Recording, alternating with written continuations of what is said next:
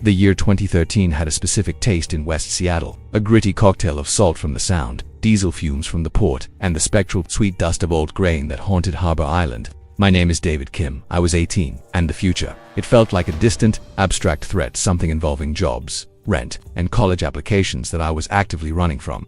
My 4 closest friends and I weren't just exploring the city. We were mapping its forgotten corners, searching for places where the rules of the coming adult world didn't apply. We found our sanctuaries on half-abandoned rooftops downtown, in the musty breath of service tunnels beneath Beacon Hill, and once, on the silent, empty observation deck of the Smith Tower long after the last tour guide had gone home. We were chasing a feeling, a brief, exhilarating escape from the inevitable. There were 5 of us that night, a well-oiled machine of suburban rebellion.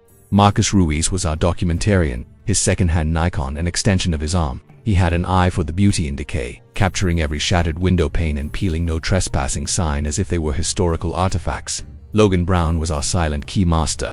He rarely spoke, but his presence was a constant reassurance. His backpack, a treasure trove of bolt cutters, pry bars, and anything else we might need to bypass the city's flimsy locks. Then there were Ben and Eli Harding, identical twins who moved with the fluid grace of the track stars they were.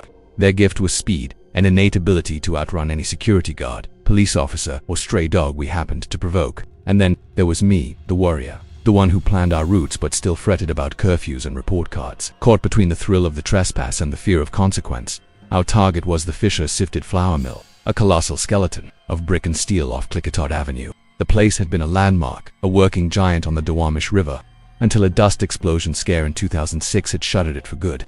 The official story was that it was sealed tight, its doors welded over, its windows boarded, but the whispers in the urban exploration community told a different story. They spoke of gaps in the armor, of ways to slip through the cracks like ghosts. We met just after sunset, parking under the concrete belly of the West Seattle Bridge. The constant, deafening roar of the freeway above was our shield, a blanket of noise to hide the sound of our arrival. The sky was a deep, moonless indigo, pricked with a few lonely stars.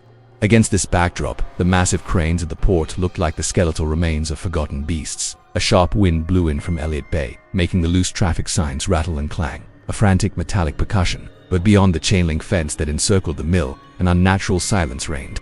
The compound seemed to exist in its own pocket of reality, untouched by the city's noise. Logan, ever the pragmatist, checked his phone. 9:47 p.m. He knelt, his flashlight beam catching a weakness in the fence, a section where the old metal links were bent outward, creating a narrow opening. He slipped through without a word, a shadow disappearing into the gloom. We followed, one by one, the crunch of gravel under our sneakers sounding like gunshots in the sudden quiet. The yard was bathed in the sick, jaundiced glow of a few distant street lamps casting long, distorted shadows that danced at the edge of our vision. Flakes of rust and paint peeled from the corrugated metal walls like the scales of a leprous fish.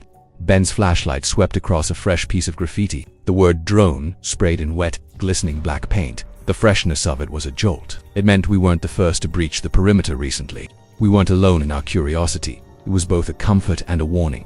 Eli, ever the scout, found our way in a short, squat side door, its padlock conspicuously absent.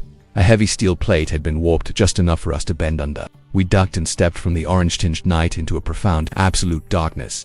The air inside was thick, a putrid perfume of mildew, wet wheat, and the ghost of old engine oil.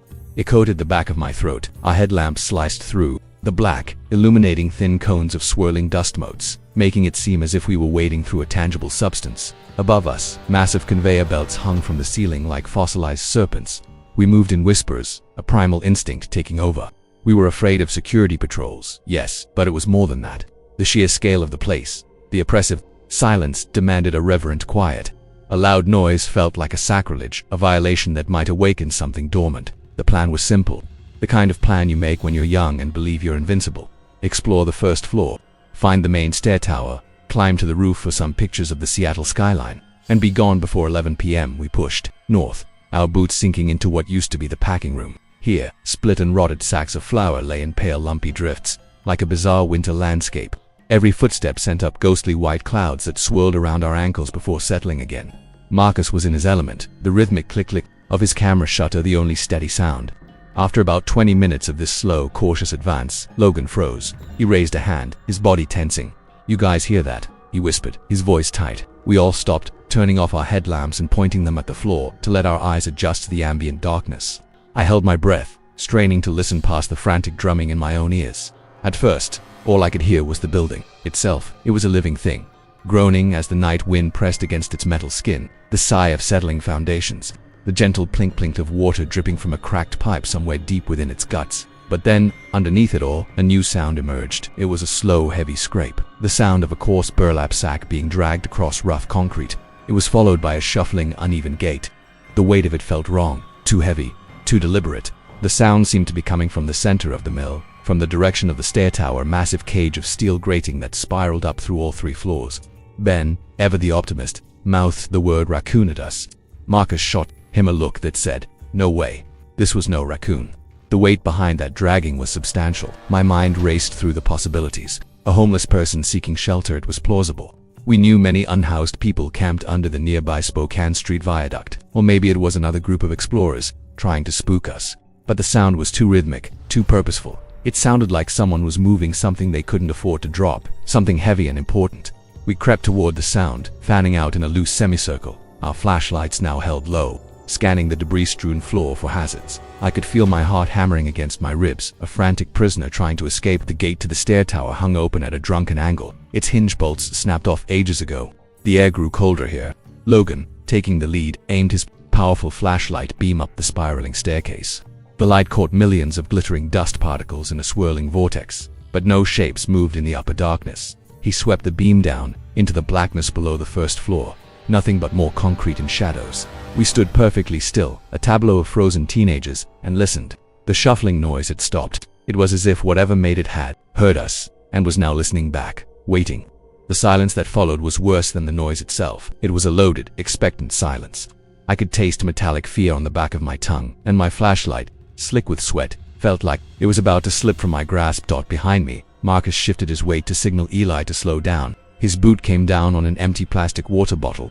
The crack it made was explosive, an acoustic bomb that shattered the stillness. It echoed up the stair tower like a gunshot. I flinched, a full-body jolt, and Ben, who was guarding our rear, let out a sharp whispered curse. That single stupid noise was the trigger. From the darkness below us, a scream erupted. It wasn't just a shout of surprise or anger. It was a sound stripped of all humanity. A deep, guttural, impossibly long roar of pure agony and rage that seemed to tear through the very air. It didn't just echo off the steel walls of the stair tower. It vibrated through the metal grating under our feet, a physical force that shook my bones. The voice was male, but it was so raw, so primal. It felt like it came from the throat of something that had never known language. Reflex and raw terror took over. Logan was the first to move, spinning on his heel and sprinting back the way we came, his only instinct to get out. The twins were right behind him, their track and field training kicking in as they moved with a speed that seemed supernatural.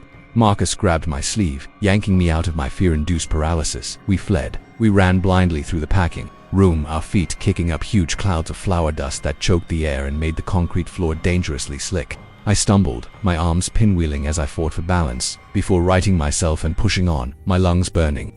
We burst through the warped side hatch into the cold night air, the slap of it on my sweat-soaked face a shock to the system. But the scene outside had changed. The yard was no longer empty. A small crowd, maybe 10 or 12 people, had gathered between us and the safety of the fence. They were wrapped in layers of old sweaters, blankets, and sleeping bags, the residents of the homeless camp from under the viaduct. But they weren't moving. They were just standing there, silent, watching the mill. Their eyes, catching the frantic beams of our headlamps, reflected the light back at us like a dozen pairs of animal eyes. No one spoke. No one moved to stop us. Their expressions weren't angry or surprised. They looked knowing, resigned, as if they had been waiting for the scream. As if it were a nightly occurrence they had simply learned to endure. We scrambled through them, too terrified to even stammer an apology, our only focus the bent gap in the fence. We crawled through and stumbled to our cars, fumbling with keys. My hands were shaking so violently I dropped mine twice before I could jam it into the ignition. We piled in, slammed the doors, and locked them, staring back at the monolithic, black silhouette of the mill. Nothing, no more screams, no movement, just the same oppressive silence as before. Logan's phone screen cast a pale ghostly light on his face. 10:23 p.m. We had been inside for less than 40 minutes. It felt like a lifetime. The drive back across the bridge was silent. What was there to say? Every theory we could formulate felt hollow and inadequate, a squatter trying to scare us off. No squatter could produce a sound like that, a prank by other explorers. The sheer, unrestrained violence in that scream felt too real. And what about the people outside? Their silent vigil didn't fit with any rational explanation. They looked like they had gathered for a funeral. The next afternoon, the dread solidified. Marcus sent us the photos he'd taken. I clicked through them, my stomach churning, until I got to one frame. Timestamped 9:58 p.m. It was taken just before Logan had first heard the dragging sound. The photo was of the stair tower. My breath hitched. There, in the background of the shot, about halfway up the second flight of stairs, a figure was leaning over the railing. It was vaguely human-shaped, but hideously wrong. The torso was stretched, elongated as if it were made of soft rubber. The shoulders were hunched impossibly high, and the arms hung down, far too long, nearly touching the stairs below. Everything else in the photograph, the steel bars of the railing, the individual dust particles hanging in the air, was in sharp, perfect focus. Only the figure was blurred and distorted, a nightmarish smudge in an otherwise clear picture. I stared at it until a throbbing headache started behind my eyes. I saved the image to an external hard drive, put the drive in a drawer, and haven't looked at it since. We talked about going to the police, but the words always died on our lips.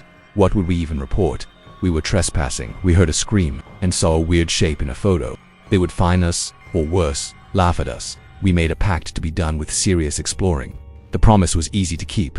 College applications, summer jobs, and new relationships quickly filled the void that our nightly adventures had once occupied. By the end of that summer, the memory of the mill had begun to feel like a shared hallucination, a strange, dark dream we agreed not to analyze too closely. In 2019, they finally tore the Fisher Mill's buildings down to make way for more port container storage. When I drove by and saw the flat, empty concrete pad where it once stood, my first feeling was an overwhelming wave of relief. But it was a shallow relief, because even with the building gone, the question remains. No one, human or not, could hide there anymore. But whatever we heard, whatever Marcus photographed, wasn't just hiding, it was waiting.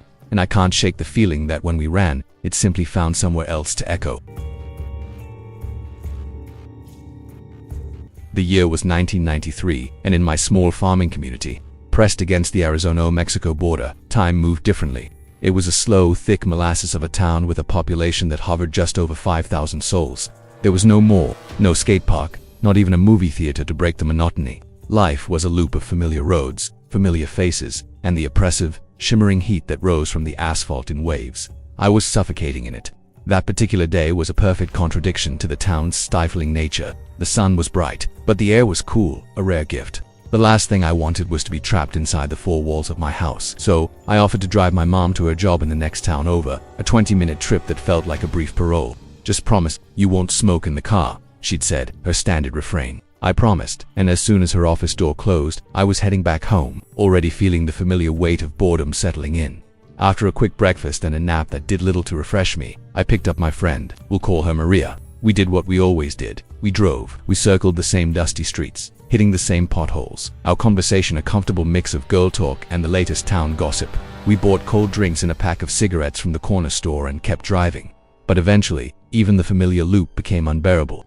I was tired of it, tired of the same cracked pavement and sun-bleached houses.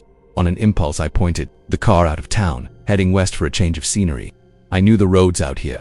They were a lifeline for the local farms, a grid of asphalt that quickly gave way to dirt and gravel. I usually made a point not to venture too far. My mother's family car wasn't built for the rugged, unpaved landscape. I was cruising along a familiar stretch of blacktop when I realized I'd missed my usual turnoff back toward town. I could have turned around, but a stubborn, reckless part of me whispered, "What the heck? I'll just take the next road," I said to Maria, more to myself than to her. We were in unfamiliar territory now. The neat rows of cotton and alfalfa gave way to untamed desert scrub.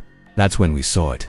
Set back from the road, almost swallowed by a huge ancient eucalyptus tree, was a house, or what was left of one. I'd never noticed it before, but it had the distinct look of a place long forgotten by time. As we drew closer, its decrepitude became starkly clear. The front door hung open like a gaping mouth, and the windows were dark, shattered eyes. A chill that had nothing to do with the cool air snaked down my spine. Places like this, reeking of decay and abandonment, held no appeal for me. They felt like open graves. But Maria was leaning forward, her eyes wide with a morbid curiosity I'd never understood. "Pull over there now," she shouted, pointing. I tried to argue to talk her out of it. "No way, Maria, we are not stopping. I hate places like this." But she was relentless, her nagging a persistent buzz in my ear. "Come on, let's just see what they left behind when they moved." Realizing she wouldn't let it go, I reluctantly slowed. The car, the tires crunching as I turned into an overgrown driveway choked with weeds. The moment the car stopped, Maria was out, practically running toward the derelict house. I killed the engine, the sudden silence amplifying the whisper of the wind through the eucalyptus leaves. "Hurry up," I yelled after her, getting out to light a cigarette. "I'll be waiting by the car." Her response was a faint, teasing chicken. I didn't care. I finished my smoke, pacing back and forth on the cracked dirt, my anxiety a tight knot in my stomach. The yard was a testament to years of neglect, a tangled mess of weeds and thorny brush. I wandered a few feet from the car, my eyes scanning the sad remnants of what might have once been a garden. An old beat-up wooden trellis stood listing to one side, completely entwined with the brittle, dead branches of some thorny vine. It was then that a glimpse of matted animal fur caught my eye. I leaned in, squinting, and my stomach lurched. Hanging from one of the thorny branches, twisted and grotesque, was the desiccated carcass of a coyote. Its head was lolled to the side, its empty eye sockets staring at nothing, dried, blackened, blood-stained to the wood below it. It looked like it had been there for a very long time. A wave of nausea washed over me. As my eyes adjusted, a deeper horror revealed itself. The coyote wasn't alone. As I took a step back, trying to get away from the sight, I began to see more of them. There were numerous other carcasses, some hanging from branches like grotesque Christmas ornaments, others sprawled on the ground, half consumed by the earth. Some were just pelts, stretched and cured, but others were the entire animal, posed in macabre displays of death. It wasn't just random decay, it felt deliberate, ritualistic. A cold, creeping dread settled over me. All those dead eyes, staring blankly from their canvas of rotten fur. I had seen enough. "Let's go now," I screamed, my voice cracking. I scrambled back into the car, fumbling with the keys. "Get in or I'm leaving you," I yelled again. Maria came running out of the house, her face a mask of confusion. "What's wrong with you?" she demanded, breathless. I didn't answer, just pointed a shaking finger toward the trellis. Her eyes followed my gesture, and her face went pale. We drove back to town in a heavy, unnerving silence. I dropped her off at her house, managing only a weak goodbye. I had just enough time to race home, brush the grass out of my hair and the dust off my clothes before I had to pick up my mum. The day felt tainted, strange and unsettling. My mum was waiting outside her office, smiling. The trip to Costco was a blur of normalcy that felt jarring after the morning's discovery. We got home, put away the groceries, and I took a long hot shower, trying to wash away the feeling of those dead eyes on my skin. After getting dressed to go out for the evening, I drove away in my father's Volvo, which was now caked in a thick layer of dust from the country roads. It was a Saturday night, and even after the day's events, the pull of routine was strong. Back then, few people had cell phones. My ritual was to stop at a small grocery store a block from my house to use the payphone that stood next to the building. It was close enough to the road that if I parked just right, I could stretch the receiver cord and talk from the comfort of my car. I planned to call Maria. We had vague plans to visit her cousin. I pulled up, parked, and was just starting to dial her number when a flash of movement in my rearview mirror caught my attention. A pickup truck, a big, white, heavy-duty model, the kind used for towing an RV, was barreling up behind me at a terrifying speed. For a split second, my brain couldn't process it. Then, a surge of pure adrenaline hit me as I realized it wasn't slowing down. It wasn't going to stop. My car was already running. I dropped the phone receiver, leaving it to swing wildly from its short, coiled cord.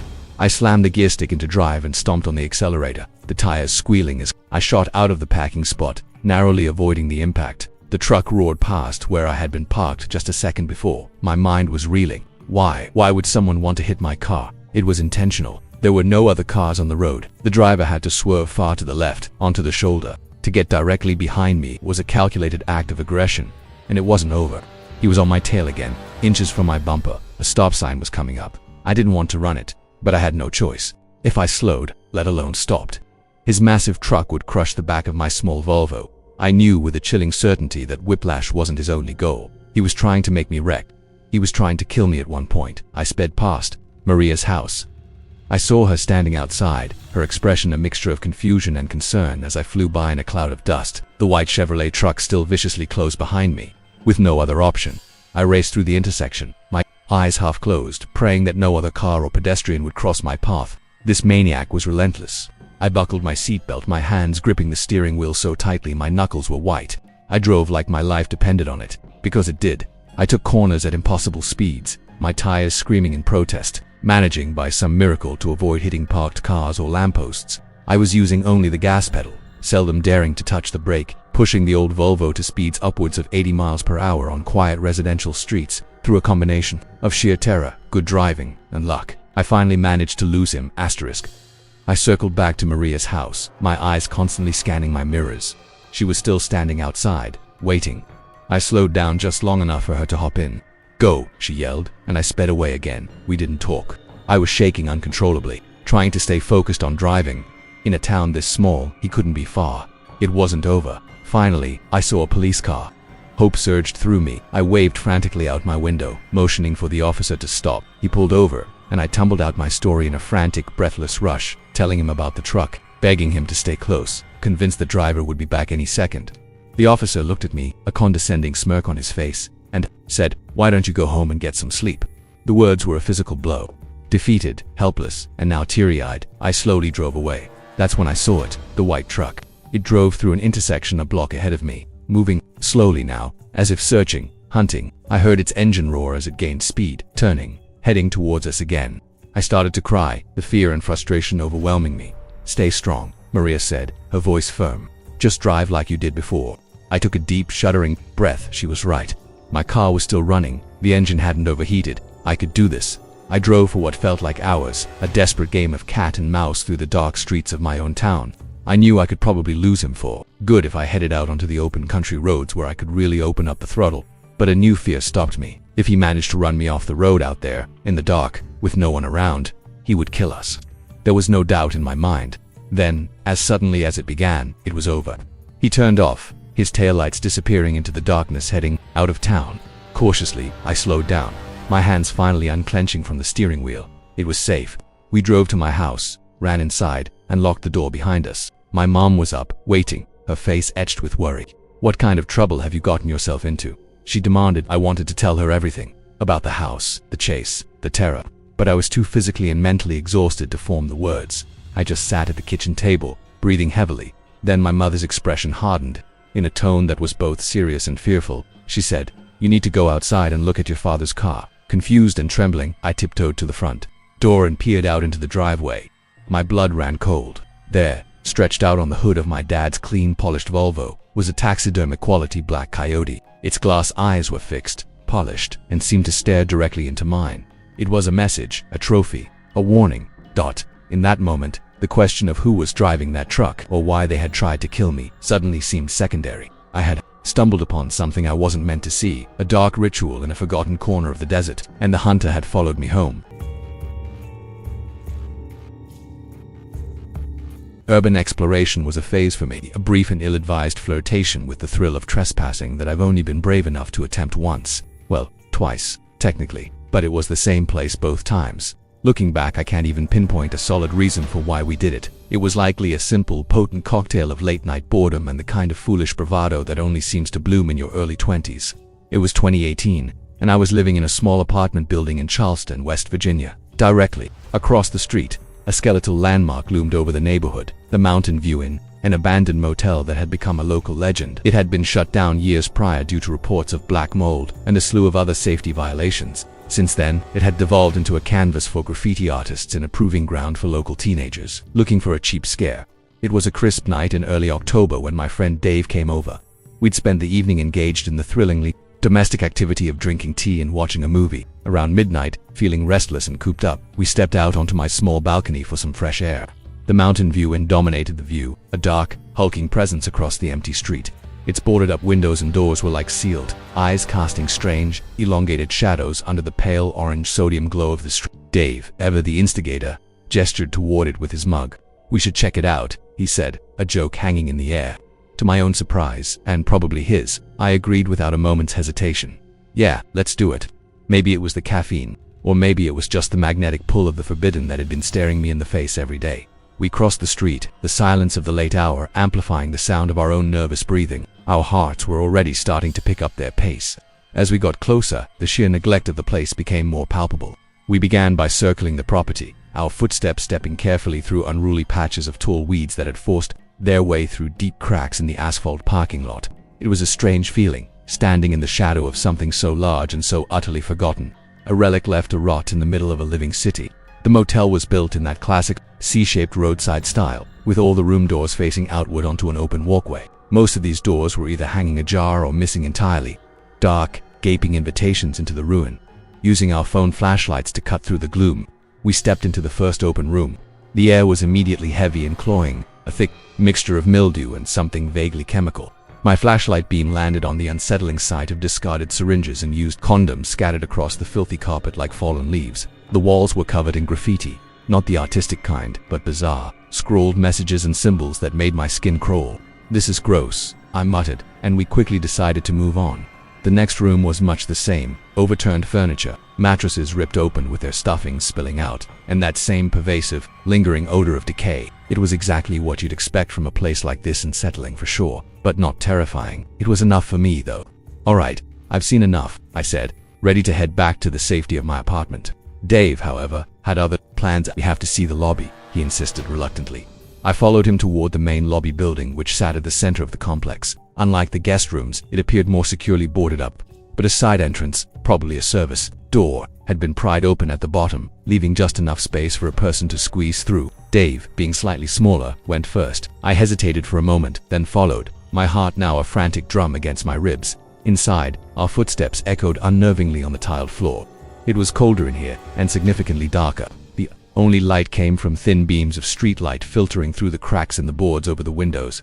We paused, letting our eyes adjust to the oppressive darkness. I was just starting to relax, to tell myself this wasn't so bad, when my gaze snagged on something across the room. Standing near the old reception desk, half swallowed by the deepest shadows, was a tall, slender figure. I froze solid, my breath catching in my throat. My heart didn't just stop, it felt like it had been seized by an icy hand. Beside me, Dave went completely still. We stood there, two statues in the dusty, silent lobby, neither of us daring to move, to breathe, to make a sound. The figure was absolutely motionless, but its silhouette was unmistakably that of a man watching us from the darkness. My adrenaline surged, a chemical fire that made the room feel suddenly claustrophobically small. It felt like an eternity passed, but it was probably only a few seconds before Dave whispered, his voice tight with panic, "We need to go, now." We didn't need any more encouragement. We turned and bolted, scrambling back through the narrow opening and into the night. I didn't dare look back, fully convinced that the man would be right behind us, chasing us, but nothing happened. We sprinted across the street, stumbled up the stairs to my apartment, and slammed and locked the door behind us. We spent the next hour peering out the window, watching the motel for any sign of movement, but the street remained silent and empty. Eventually, sheer nervous exhaustion took over, and we both crashed, agreeing we would never, ever go back. Days passed. The sharp, immediate terror of the experience began to fade, softened by time and retelling, until it became something we could joke about. One sunny afternoon, Dave came over, and inevitably, the conversation circled back to the motel. He laughed about how cowardly we'd been. "Probably just some squatter," he said, shaking his head. We probably scared him more than he scared us. Bolstered by the bright daylight and feeling ridiculous about our overthought fear, we made a pact. We would go back to the lobby, just for closure, to prove to ourselves that there was a rational explanation. It seemed like a harmless, almost necessary, thing to do. When we got back to the motel, everything looked exactly as it had that night. The same eerie silence, the same air of decay. Cautiously, we squeezed back through the narrow opening into the lobby. This time, sunlight streamed in through the cracks in the boards, illuminating the space and chasing away the most threatening shadows. My eyes went immediately to the spot by the reception desk where we'd seen the figure. It was still there, standing in the exact same position, but now, clearly illuminated by the daylight, we saw the truth. It wasn't a man at all. It was a life-sized cardboard cutout, the kind of promotional display you might see in a movie theater or, apparently, a hotel lobby, advertising their website and online booking options. A wave of relief washed over me. It's so intense it made me feel lightheaded. It was followed by peals of laughter. We had been utterly, completely terrified of a piece of cardboard. Shaking our heads at our own paranoia, we turned to leave, ready to put the whole silly experience behind us for good. But just as I was about to step back outside, something caught my eye. A shadow. It moved quickly, a flicker of darkness passing by one of the boarded-up windows at the back of the lobby. My laughter died in my throat. My breath hitched. Dave saw my sudden change in demeanor and followed my gaze to the window. "Did you see that?" he started to ask, but I just nodded, unable to speak. We stood there silently, waiting, watching, our earlier relief evaporating into a new, more profound sense of dread. Nothing else moved. After a minute, we tried to rationalize it away. A bird flying past outside, a car's reflection, our imaginations, still on high alert, playing tricks on us again. We left quickly, but the feeling of being watched was back, and it was stronger this time. As I looked back one last time at the motel from my apartment window, a chilling question began to form in my mind, a question I never voiced to Dave. We had so easily mistaken a stationary cardboard cutout for a man in the dark. Then what had we just seen move in the light? The question nagged at me for days. The next weekend I did something stupid. I went back alone. I told myself it was to get a picture of the cutout, a funny trophy from our misadventure. But I knew I was really going back to look for an answer. I squeezed into the lobby, phone in hand.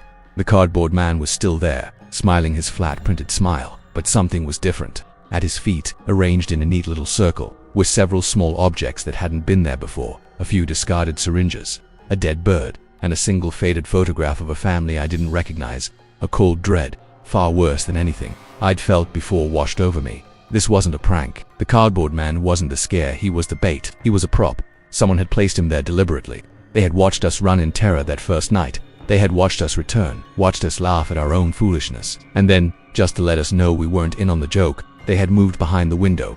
They had left a little gift. The real horror of the Mountain View Inn wasn't a ghost or a squatter. It was a silent, patient intelligence that was playing a game with us. And the most terrifying part is, I still don't know the rules.